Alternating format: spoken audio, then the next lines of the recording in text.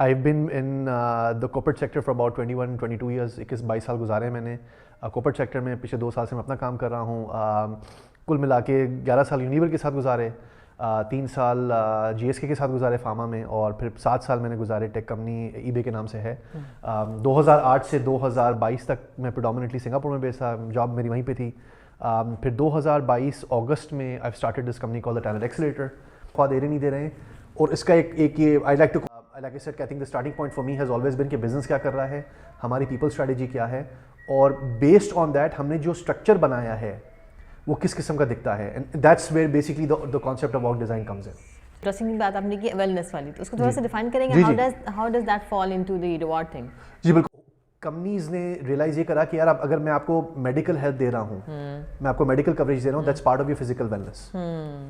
If I am giving you gym for example, या मैं कहता हूँ आपको मैं महीने में 1 बार मसाज दूंगा, that's also part of your physical wellness. अच्छा, हमने जब पढ़ते वक्त तो पढ़ा था कि जॉब स्पेक्स, वैसे अगर कहें जॉब इवैल्यूएशन में तो हम जनरली, मुझे लगता है कि ऑर्गेनाइजेशन में नहीं कर पाते हैं हम। What we have generally in hand practicality में अगर देखें तो एक जॉब डिस्क्रिप्शन हमारे पास होता है, और किसी तक जॉब स्पेक्स डिफाइन होते हैं जिसके कुछ कॉम्पिटेंसी पे हम बना रहे होते हैं। सही।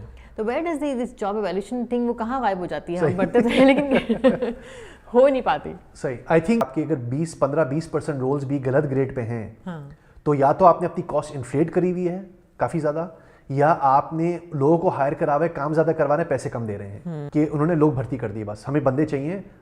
जो मैनेजर ने एस्टिमेट लगाया, HR ने उसको सपोर्ट करके हायर कर लिया। कि रीस्ट्रक्चरिंग भी बहुत समटाइम्स अजीब तरीके से हो रही है। उनको $1 बिलियन बचाना है, और जो सामने आया पकड़ के उनको फारिग कर दिया। जॉब इवैल्यूएशन को org design in mature organisations वो करती यही है कि it's not a reactive exercise, it's a very discussion, and they see something is not right, I think we have to stand up. That's the job of an HR leader in my view. And I've seen actually HR leaders जिन्होंने जाके अपने boss से पंगा करा है, challenge करा है, because we have to explain the implications.